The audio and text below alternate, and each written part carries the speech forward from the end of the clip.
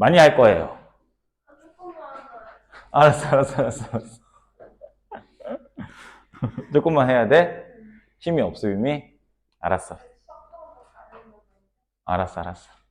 자, 91페이지 더 부분 계속 볼게요. 자, 같은 방을 쓰는 정림이가 어머니한테 불평을 늘어놓기 시작했다. 원래 잠버릇이험한 정림이가 자, 어쩌다가 다리를 올려놓으면 명선이는 비명을 꽥꽥 지르며 벌떡 일어나 눈에다 불을 켜고 노려본다는 하소연이었다. 그러니까 내 몸 위에 뭐가 올라가면 어때? 명선이는 어떻게 느끼는 거야? 그때 엄마 죽었던 그 생각이 나는 거야. 그러니까 소리를 빽빽 지르는 거야. 오케이? 자, 오랫동안 옷을 갈아입지 않아 명선이 몸에선 지독한 냄새가 난다고 정림이 오만상을 찡그리기도 했다. 갈아입을 여벌의 옷이 없는 줄 번연히 알면서도 정림이가 그처럼 사사건건 트집을 잡는 까닭은 나이 때문에 내외를 시작한 탓이라고 어머니가 말했다. 내외가 뭐야? 남자와 여자가 따로 있는 걸 내외라 그래. 그러니까 옛날에는 남녀 7세 부동석이란 말 들어본 적 있어? 남자와 여자가 7살이 넘으면 같은 자리에 앉지 않는다는 뜻이야. 그러니까 남자와 여자는 유별하니까 따로 있어야지. 그치? 자, 머슴애하고 어떻게 한 방을 쓰란 말이냐고 정림이는 처음부터 울상을 지었던 것이다. 가슴이 얼른 알아보게 봉긋 쏟고 엉덩이가 제법 펑퍼지면서 정림이는 이제 처녀티가 완연해져 있었다. 그러니까 정림이도 많이 컸으니까 남자애라고 생각하는 명선이와 함께 있기가 싫겠지. 됐어요. 자, 다음 장입니다. 자, 오래지 않아 명선이를 머슴으로 불리던 속셈을 어머니는 깨끗이 포기했다.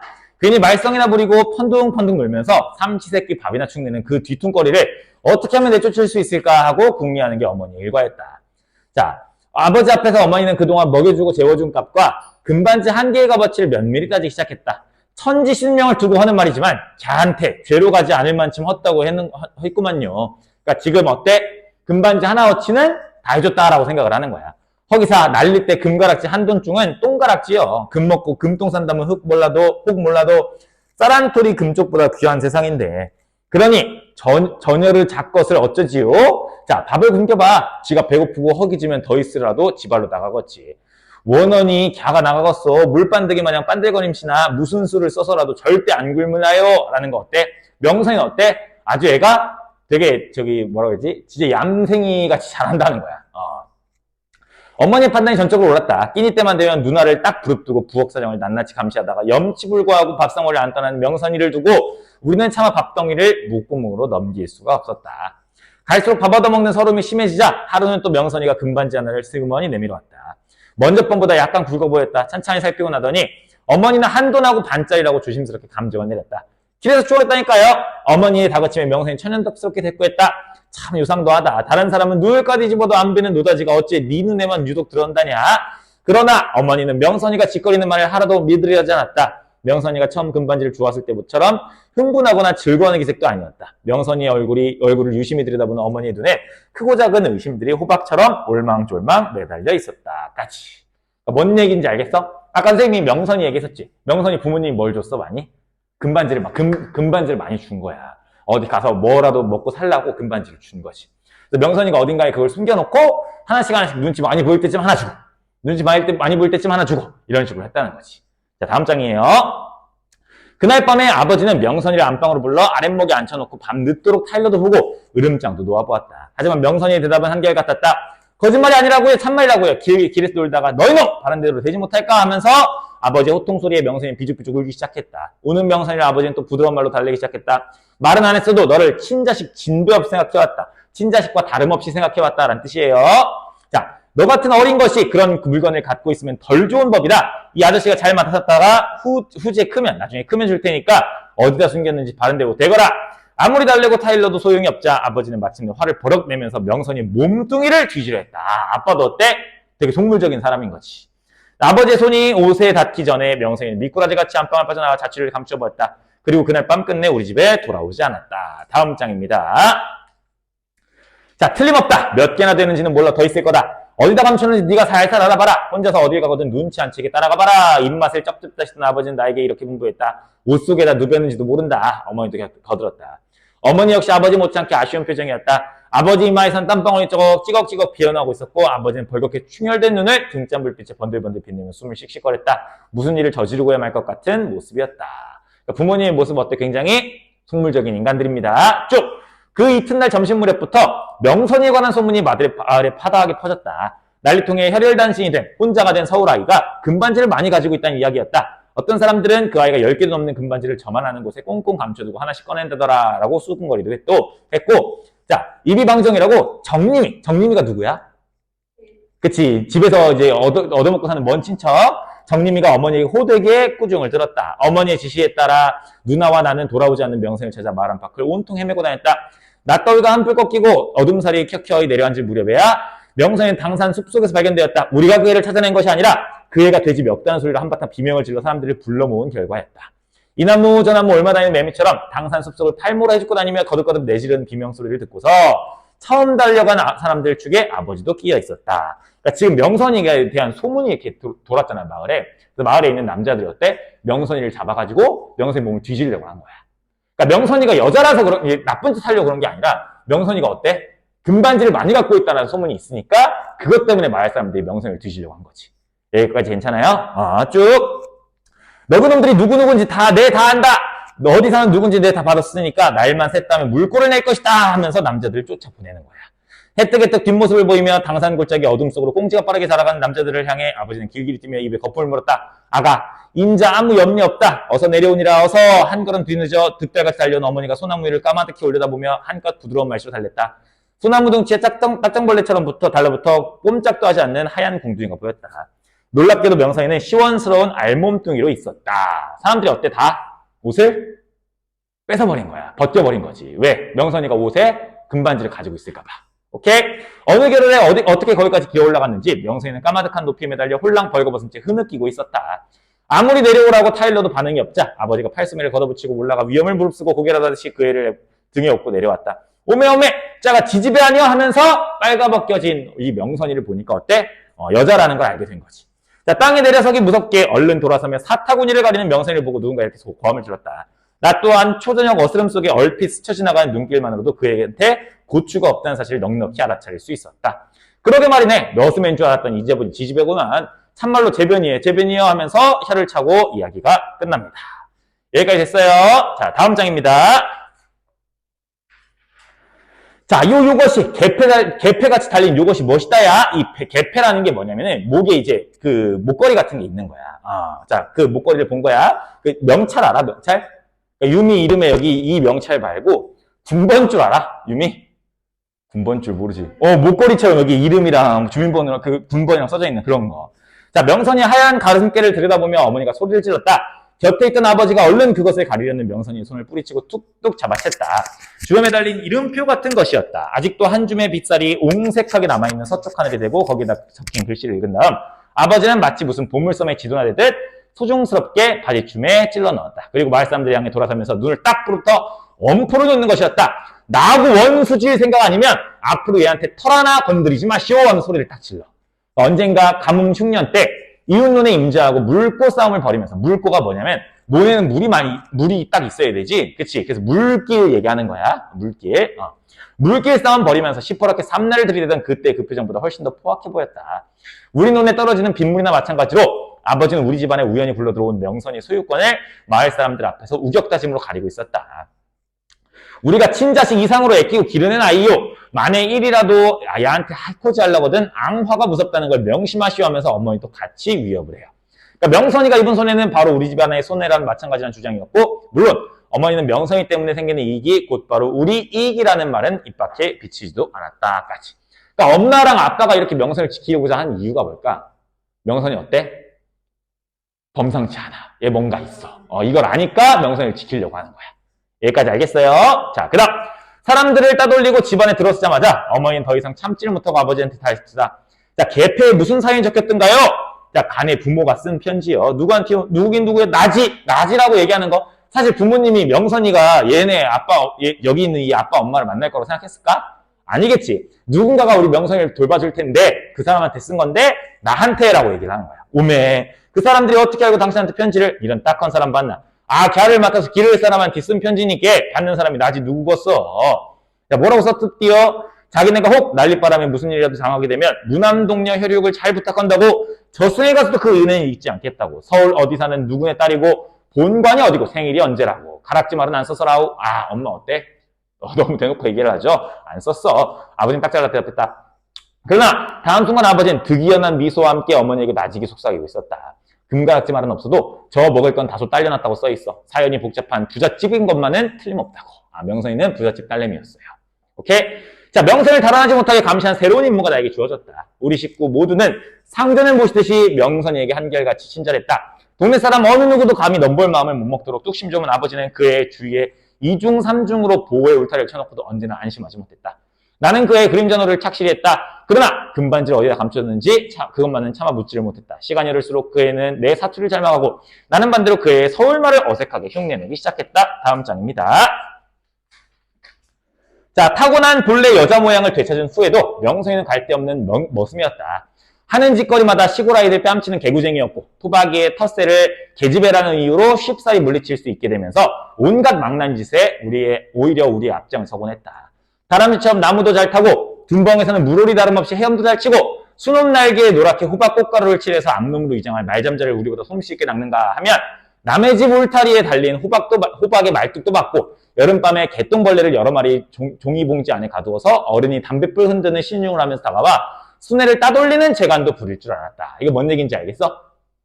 그러니까 지금 봐봐. 밤에 이제 뭐 하는 거야? 술래잡기를 하는 거야. 밤에 술래잡기 하는데 술래가 이제 명선을 잡으려고 하는데 명선이가 뭐 한 거야? 개똥벌레를 잡아서 어른인 척 한 거지. 그러니까 어때? 술래가 아니구나 하면서 가버린 거야. 어른인 척한. 이렇게 재치 있고 애가 어때? 똑똑하다 이런 뜻이에요. 여기까지 괜찮습니까? 쭉 인공치아에서 자 인공치아에다가 형광펜 쳐볼까요? 이것도 우리가 시대적 배경을 알 수 있게 해주는 거야. 그러니까 지금 인공치아가 뭐냐면은 전라도가 잠깐 동안 한 2달 정도 그 인민군한테 넘어간 적이 있었어. 그때 당시를 얘기하는 거야. 인공치아. 알겠어요? 인공치아에서 학교가 쉬는 동안을 우리는 마냥 키득거리며 떼뭉쳐 어울려 다녔다. 심심할 때마다 명선이 나를 끌고 허리가 끊어진 만경강 다리로 놀러 가곤 했다. 이 만경강 다리가 되게 중요해요. 자, 이 만경강 다리가 어디냐면 명선이가 금각좀처럼 숨겨놓은 데야. 그냥 다리가 아니라 끊어진 만경강 다리지. 여기 사람들이 올까 안 올까? 안 온단 말이야. 그래서 여기 끝에다가 아주 위태로운 곳이겠지? 여기다가 갖다 놨어. 같이 볼게요. 계집애답지 않게 배짱도 여간이 아니어서 그 애는 아무도 흉내낼 수 없는 위험천만한 고개를 부서진 다리 위에서 예서로 버려 우리의 입을 딱 부러지게 만드는 것이었다. 누가 제일 멀리 가는지 시합하는 거다. 폭격으로 망가진 그대로 기나긴 다리는 방치되어 있었다. 난간이 떨어져 달아나고 바닥에 커다란 구멍들이 뻥뻥 뚫린 채 쌀뜨물보다 흐린 신누런 물결이 일렁이는 강심 쪽을 향해 곧장 뻗어나가다 갑자기 앙상한 철근을 엿가락 모양으로 어지럽게 늘어뜨리며 다리는 끊겨 있었다. 얽히고 설킨 철근의 거미줄이 간당간당 허공을 가로지르고 있는 마지막 그곳까지 기어가는 시합이었다. 그리고 시합의 승리자는 언제나 명선이었다. 웬만한 배짱이라면 구멍이 숭숭 뚫린 콘크리트 바닥을 기는 것은 누구나 할 수 있는 일이었다. 하지만 콘크리트가 끝나면서 강바닥에 까마득한 간격을 두고 저 아래에서 빙글빙글 매물드는 철골 근처에 다다르면 누구나 오금이 굵고 팔이 떨어져 한 발짝도 더는 다가설 수가 없었다. 쭉 오로지 명선이 혼자만이 얽히설키 허공을 건너지른 엿가락 같은 철근에 위태롭게 매달려 세차게 불어대는 강바람에 누나한테 얻어입은 치맛자락을 펄렁거리며 끝까지 다 건너가서 지옥의 저쪽 가장자리에 날름 올라앉아 주신인 양 이쪽을 보고 낄낄거리는 것이었다. 그렇게 낄낄거리며 우리들 머슴의 용기 없음을 놀릴 때 그의 몸뚱이는 마치 너를 뜨듯이 위아래로 훌쩍훌쩍 까불리면서 구부러진 철근의 탄력에 한바탕씩 놀아나고 있었다. 까지. 괜찮아? 이 철근이라는 게 뭐냐면 다리가 이렇게 있으면 자, 다리가 원래 이렇게 있었겠지. 근데 이게 부러져 버린 거야. 그치? 자, 이만큼 남았어. 뭐 이렇게 끊어져서 이렇게 있다고 쳐보자. 이제 빵꾸도 뻥뻥 뚫렸어. 근데 여기까지는 괜찮아. 근데 이 다음이 어때? 요 콘크리트는 다 날아가고 이 뼈만 남은 거야. 요 뼈만 남은 데를 애들이 갈까 못 갈까? 무서워서 못 가는 거야. 근데 누구는 가? 명선이는 여기서 노는 거야. 대단하지. 아무도 못 가는데 명선이만 여기까지 가는 거야. 쭉. 어느 날 나는 명선이하고 단둘이서만 그 다리에 간 일이 있었다. 그때도 그 애는 나한테 시합을 걸어왔다.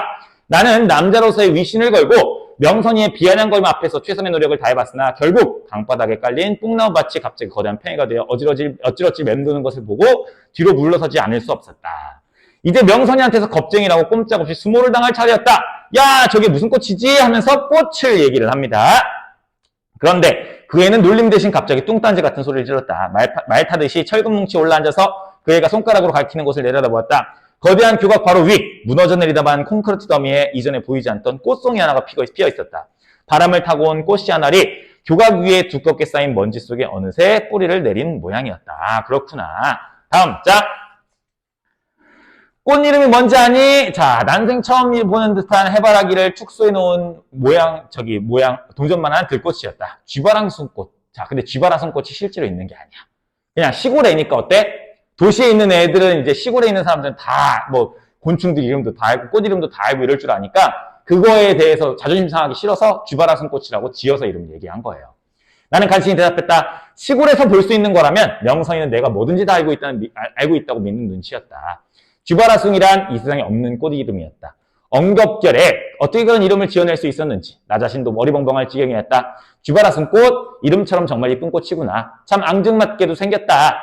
또 한바탕 위험한 고개 끝에 그 애는 기어코 그 쥐바라숭꽃을 꺾어 올려 손에 들고는 냄새를 맡아보다가 손바닥 사이에 넣어 대궁을 비벼서 양산처럼 팽글팽글 돌리다가 끝내는 머리에 꽂는 것이었다. 자, 여기 괄호로 묶어볼 거예요. 다시부터 묶으세요. 다시 이쪽으로 건너오려는데 이때 바람이 휙 불어 명선이의 치맛자락이 훌렁 들리면서 머리에서 꽃이 떨어졌다. 나는 해바라기 모양의 그 작고 노란 쥐바라숭꽃 한 송이가 바람에 날려 씻누런 흙탕물이 도도히 흐르는 강심을 향해 바람개비처럼 맴돌며 떨어져 내리는 모양을 아찔한 현기증을 느끼며 지켜보고 있었다까지 묶으세요. 자, 이 쥐바라숭꽃 어때? 지금 떨어져 버렸지. 자, 근데 잘 봐. 이 쥐바라숭꽃이 어디서 나는 꽃이야? 자, 이 철근이 있는데 여기에 꽃이 자랄 수 있을까?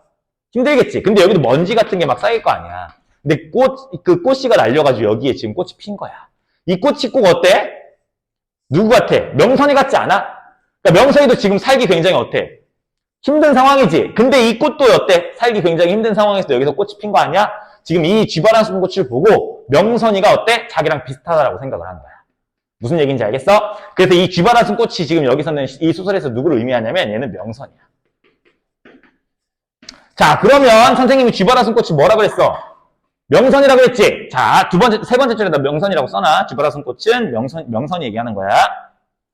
자, 그러면 이 쥐바라숭꽃이 어떻게 됐어? 여기서 선생님 방금 묶은 데에서 떨어져서 없어져 버렸지. 그럼 명선이도 어떻게 될까? 그렇지, 떨어져서 없어져 버려요.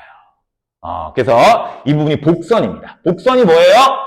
암시하는 부분. 뭘 암시할까? 이 부분이. 쥐바라숭꽃이 누구야? 명선이 어떻게 된대? 그렇지. 누구처럼? 쥐바라숭꽃처럼. 알겠어요? 슬프지? 쭉. 우리가 명선이한테 순순히 얻어낸 금반지는 두 번째 것으로 마지막이었다. 아버지와 어머니가 온갖 지혜를 짜내어 백방으로 숨겨둔 장소를 알아내려 안간힘을 다해보았으나 금반지 근처에만 얘기가 닿아도 명선이는 입을 굳게 다문 채 침묵 속에 도리질로 완강히 버티곤 했다. 날이 가고 달이 갔다. 어느덧 초가을로 접어든 날씨였다. 남쪽에서 차올라오는 국방군에 밀려 인민군이 북쪽으로 쫓겨가기 시작한다는 소문이 돌았다. 생각보다 전쟁이 일찍 끝나 남쪽으로 피랑 갔던 명선인의 숙부가 어느 날 불쑥 마을에 다시 나타날 경우를 생각하면서 어머니는 딱할 정도로 조바심을 치기 시작했다. 명선인의 숙부가 명선이 데리고 가버리면 어때? 금반지 더 받아 못 받아? 못 받아. 그것 때문에 불안한 거야 이제. 자, 쭉. 내가 벌써 귀띔을 해줘서 어른들은 명선이가 숙부에게 버림받은 게 아니라 스스로 도망쳤다는 사실을 이미 알고 있었다. 전쟁이 끝나기 전에 어떻게든 명선이 입을 열게 하려고 아버지는 수단 방법을 안 가릴 기세였다. 자, 그날도 나는 명선이와 함께 부서진 다리에 가서 놀고 있었다. 얘의 그 위험천만한 고개 장난을 명선이는 한창 즐기는 중이었다. 콘크리트 부위를 벗어나 그 애가 앙상한 철근을 타고 거미처럼 지옥의 가장비를 향해 조마조마하게 건너갈 때 그때 우리들 머리 위에 하늘을 두 쪽으로 가르는 굉장한 폭음이 귓뺨을 갈기는 기세로 갑자기 울렸다. 자, 어떤 게 나왔냐면 비행기가 나왔어. 자, 근데 명선이 엄마 언제 죽었어? 공습 때문에 죽었지. 그치, 공습이 뭔데? 비행기에서 폭탄 두두두두 뿌리는 거야. 그럼 명선이 이거 무서워할까 안 무서워할까? 비행기 소리만 들어도 무서워해. 오케이? 자, 그래서 다시 푸른 하늘 바탕을 질러 하얗게 호주기 편대가 떠가고 있었다. 비행기의 폭음에 가려 나는 철근 사이에서 울리는 비명. 이게 누구 비명 소리야? 자, 명선이 어떻게 된 거야? 그렇지, 떨어져 버린 거예요. 이 소리에 놀래가지고. 비행기의 폭음에 가려 나는 철근 사이에서 울리는 비명을 듣지 못했고 다른 것은 도무지 무서워할 줄 모르면서도 유독 비행기만은 병적으로 겁을 내는 서울아이에게 얼핏 생각이 미쳐 눈길을 하늘에서 허리가 동강이 난 다리로 끌어내렸을 때 내가 본 것은 강심을 겨냥하고 빠른 속도로 멀어져가는 자, 밑줄 한 송이 쥐바라숭꽃이었다. 이 한 송이 쥐바라숭꽃이 누구야? 명선인 거지. 됐어요. 자, 다음 장 드디어 끝났습니다. 좀만 힘내보자. 자, 명선이가 들꽃이 되어 사라진 후 어느 날 한적한 오후에 나는 그때까지 한 번도 성공한 적이 없는 모험을 혼자서 시도해보았다. 겁쟁이라고 비웃는 사람이 아무도 없으니까 의외로 용기가 나고 마음이 차갑게 가라앉는 것이었다. 나는 눈에 뜨는 그 즉시 거대한 팽이로 둔갑해버리는 까마득한 강바닥을 보지 않으려 생땀을 흘렸다. 엿가락처럼 흘러내리다가 그 밑을 가로지르는 선 위에 얹혀 다시 오르막을 타는 녹슨 철근의 우툴두툴한 표면만을 무섭게 응시하면서 한 뼘 한 뼘 신중히 건너갔다. 철근의 끝에 가까이 갈수록 강바람을 맞는 몸뚱이가 사정없이 까불렸다. 그러나 나는 천신만고 끝에 마침내 그 일을 해내고 말았다. 다리 끝까지 간 거예요. 이젠 어느 누구도 제 아무리 쥐바라손 꽃일지라도 나를 비웃을 수는 없게 되었다. 지옥의 가장기를 타고 앉아 잠시 숨을 고른 다음 바로 되돌아 나오려는데 그때 이상한 물건이 얼핏 시야에 들어왔다. 낚싯바늘 모양으로 꼬부라진 철근의 끝자락에다 끈으로 친친 동여맨 자그마한 헝겊주머니였다. 명선이가 들꽃을 꺾던 때보다 더 위태로운 동작으로 나는 그 주머니를 어둡게 손에 넣었다. 가슴을 잡쥐는 긴장 때문에 주머니를 열어본 내 손이 무섭게 경풍을 일으키고 있었다. 그리고 그 주머니 속에서 말갛게 빛을 발하는 동그라미 몇 개, 이게 뭘까? 그렇지. 금반지를 보는 순간 나는 손에 든 물건을 송두리째 강물에 떨어뜨리고 말았다 하면서 마무리가 됩니다. 자, 그래서 이 마지막 부분이 조금 해석이 이제 여러 가지거든. 학교 선생님이 어떻게 설명해 주시는지를 잘 들어야 돼. 자, 일단 첫 번째는 정말 나는 놀랐어, 그냥. 아, 명선이의 금반지가 여기 있었구나 하고 놀라가지고 떨어뜨린 경우일 수도 있고. 자, 그 다음 두 번째. 자, 이것 때문에 어때, 명선이가 결국? 죽었지. 그치? 금반지 때문에 저기 명선이가 이렇게 위험한 놀이 하다가 명선이가 이렇게 계속 다리가 돼서 놀았던 이유가 뭘까? 정말 그게 재밌었을까? 그게 아니라 뭐 때문에 그런 거야? 자기 금반지가 거기 있으니까 계속 거기로 가게끔 된 거야. 사람들이 안 오는 곳, 위험한 곳에다 그걸 숨겨놨으니까 명선이가 거기서 죽어버렸겠지. 자, 그런 걸 생각해서 내가, 이것 때문에 명선이가 죽었구나 하면서 그래서 짜증나서 던져버렸다라는 해설도 선생님들이 가끔 하셔. 그러니까 여러 가지로 해석할 수 있으니까, 대충 선생님이 얘기한 거 크게 두 가지예요. 놀라 떨어뜨렸다, 혹은 일부러 떨어뜨렸다. 이렇게 두 가지. 알겠습니까? 그래서 뒤에 학습활동 내용은 그냥 내용 정리니까 쓱쓱 보시면 될 것 같고요. 조금만 뒤로 넘어가서 우리 어디 볼 거냐면 106, 107페이지 볼 거야.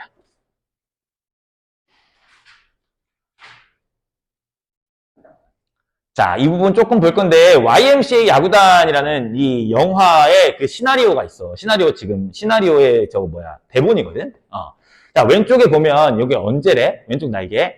이 영화는 1900년대 초 대한제국에서 일제강점기로 넘어가는 시기에 결성된 한국 최초의 야구팀인 황성 기독교 청년의 야구단을 모티브로 한 작품이래. 그럼 여기서 또 뭐가 드러날까? 그때 당시에 시대 배경이 드러나겠죠. 그치? 한번 같이 볼게요. 삿갓을 쓰고 하품을 하고 있는 태화관 뜰에는 사람들이 옹기종기 모여있다. 연령대는 어린아이부터 어른까지 다양하다. 병환이를 보고 성환이가 반갑게 달려와 인사를 해. 네가 여긴 뭐하러 왔냐? 라고 얘기를 해.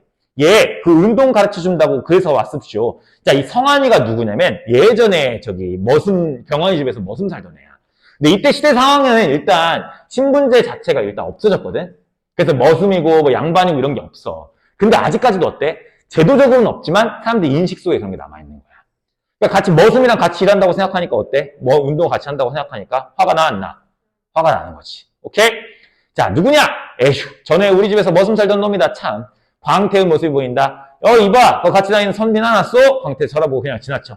사람들이 한 곳에 모여있고 건물 안에서 정림이가 나오면 이를 보고 기뻐한다. 자, 정림은 세련된 차림으로 사람들 앞에 나서고 사람들은 경계하는 눈빛으로 정림이를 본다. 자, 정림이 그 아래 봐봐. 김혜수 누나 이뻐 안 이뻐? 예쁘지?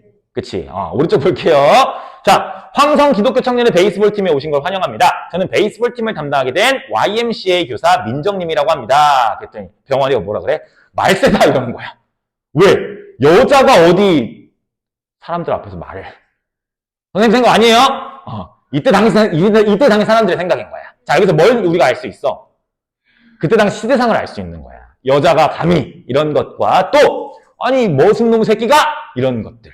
오케이? 자, 쭉 이봐, 처자 거 장난하지 말고 빨리 다른 어른들 불러오시게 라고 얘기하지. 처자가 누구야? 정림이 얘기하는 거야. 어디 여자가 하는 거지. 그래서 병환이가 제철에 비웃는다. 물론 베이스볼의 기술적인 부분들은 미국인 선교사분들이 책임질 겁니다. 그래서 질레트랑 그레그가 헬로 에브리원 해요. 자, 하지만 제가 없으면 이분들하고 여러분들하고 어떻게 의사소통을 할 수 있겠습니까? 그렇다고 제가 베이스볼에 대해 문외한인 것도 아닙니다. 문외한이 뭐야? 아무것도 모르는 사람. 문외한도 아니에요. 미국에서 공부할 땐 클럽 활동을 했었죠. 서양에서는 여성들도 운동을 즐긴 하면서 어때? 정림이가 공에 맞아버린 거야. 오케이? 쭉. 오, are you alright? 걸어다 놀란 호창은 정지자세가 되고 사람들 호창이를 바라본다. 베이스볼 팀은 정문으로 출입하십시오.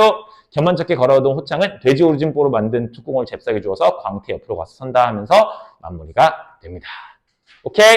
다음 장 보면은 이 부분에 대한 내용 정리되어 있으니까 이 부분도 쓱 보세요. 사회문화적 배경이 있으면 어때? 이해가 조금 더 편하다라는 거야. 그래서 우리 시험 범위 중에서 아마 제일 힘든 부분이 이 부분이었을 텐데 선생님이랑 오늘 처음 시간에 같이 한 거예요. 알겠습니까? 힘들죠? 아주 힘든 티를 팍팍